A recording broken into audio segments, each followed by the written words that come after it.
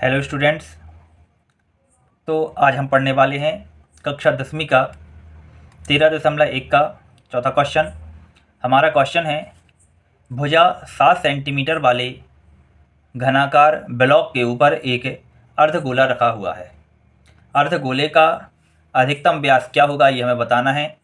क्या हो सकता है, इस प्रकार बने ठोस का पृष्ठीय क्षेत्रफल ज्ञात करना है। ठीक है, तो चलिए देखते हैं हम कैसे इस क्वेश्चन को करेंगे। बहुत ध्यान से और केयरफुली इसको समझना है।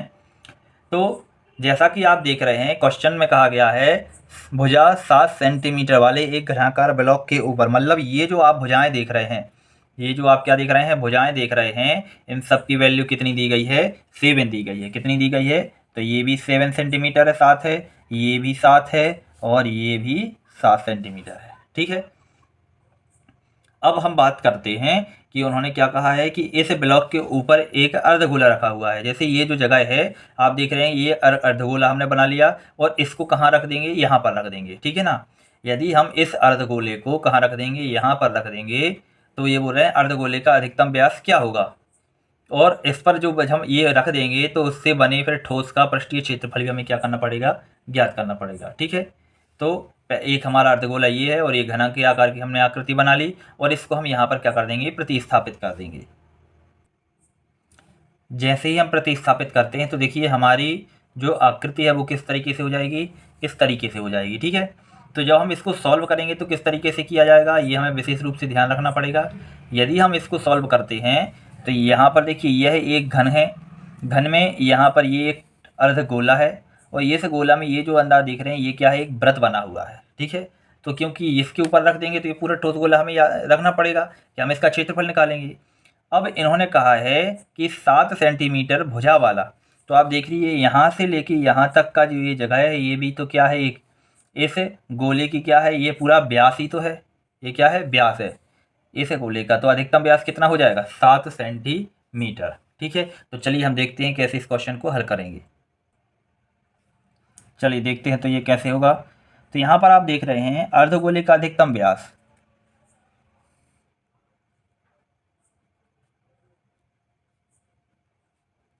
अर्धगोले का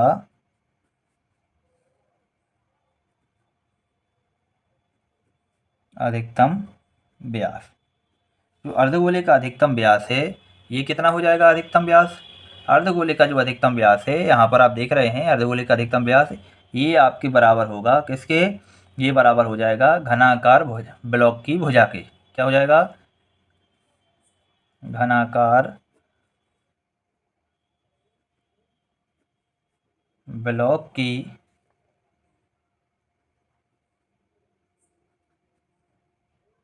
भुजा की। ठीक है, तो इसकी भुजा कितनी दी गई है, तो इसकी भुजा आपको दी गई है 7 सेंटीमीटर। कितनी दी गई है, 7 सेंटीमीटर।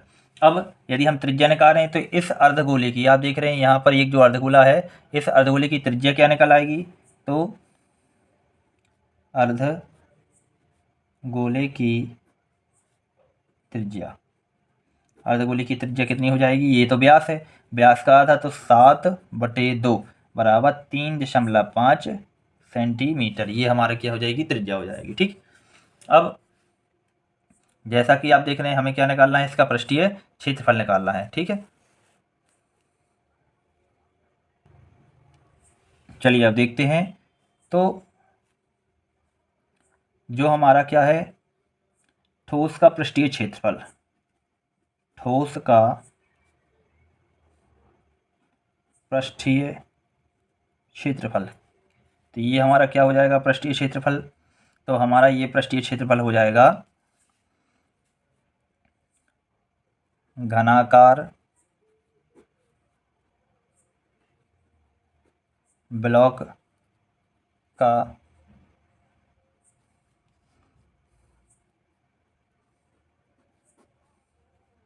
पृष्ठीय क्षेत्रफल, घनाकार ब्लॉक का पृष्ठीय क्षेत्रफल, और इसमें प्लस क्या हो जाएगा, अर्धगोले का पृष्ठीय क्षेत्रफल, अर्धगोले का पृष्ठीय क्षेत्रफल। लेकिन जैसा कि आप यहाँ भी देख सकते हैं, ये हमारा जो दिया गया है ये यहाँ पर ये 2 बार काउंट हो जाएगा ना जब इसको मानेंगे, तो इसके साथ फलक के साथ और इसके साथ भी। तो हम क्या करेंगे, इसमें से एक वृत्त का जो क्षेत्रफल है वो माइनस कर देंगे। ठीक, माइनस वृत्त का क्षेत्रफल, तो क्या आ जाएगा देखिए। तो यहाँ हम देखेंगे घनाकार ब्लॉक का पृष्ठीय क्षेत्रफल तो ये होता है 6a², क्योंकि ये सब भुजाएं क्या हैं आपकी भुजा वाला, इसमें सभी भुजाएं बराबर होती है ना। तो 6a² प्लस अर्धगोले का पृष्ठीय क्षेत्रफल ये होता है 2πr², 2πr², और उसमें से हम वृत्त का क्षेत्रफल माइनस कर देंगे तो वो होता है πr²। इसमें हमारा मान रख देंगे 6 गुणित यहाँ पर क्या हो जाएगा, नहीं सॉरी अभी इसको मान नहीं रखते हैं, 6a² प्लस देखिए यहाँ 2π² और यहाँ पर क्या है πr² है, तो एक माइनस हो जाएगा, तो क्या आ जाएगा 2πr में से एक माइनस होगा तो यहाँ पर क्या आ जाएगा हमारा πr² आ जाएगा। क्या आ जाएगा πr²। जब πr² आ जाएगा अब हम इसकी मान रख देते हैं, तो ये क्या हो जाएगा 6a² की मान क्या हो जाएगा, ये हो जाएगा 7 का वर्ग। ठीक, प्लस पाई का मान कितना है 22/7, यहाँ पर r का मान कितना हो जाएगा 3.5 का वर्ग। ठीक, अब यहाँ पर हम देखते हैं जब हम गुणा करेंगे तो देखिए क्या हो जाएगा, जब हम गुणा करेंगे तो यहाँ पर हो जाएगा 6 गुणा 7 का 7 में गुणा करेंगे आए तो 49। ठीक है ना, ये 49 क्या हो जाएगा इसका गुणा हो जाएगा, प्लस इसको हम क्या कर सकते हैं 22/7 गुणित 3.5 गुणित 3.5, 7 से इसको कट कर देंगे, 7 एकम 7, 7 पंजे 35, तो ये 0.5 आ जाएगा। ठीक, फिर हम इसको क्या करेंगे कि इसका जब हम इसमें गुणा करेंगे तो ये कितना आ जाएगा 6 का 9 में 9 6 54 हासिल 5, 6 चौका 24, 24 और 5 हो जाएगा 29, प्लस जब इन दोनों का हम गुणा करेंगे तो देखिए क्या आ जाएगा 22 गुणा 5 का यहाँ 5 25 हासिल 2, 5 3 15 और 2 17, तो ये आ जाएगा देखिए एक ये दशमलव एक ये दशमलव गुणा हो जाएगा, तो 1 और 2 1 और 1 2, तो 2 अंक के बाद यहाँ क्या कर देंगे डेसिमल रख देंगे। अब हम क्या करेंगे,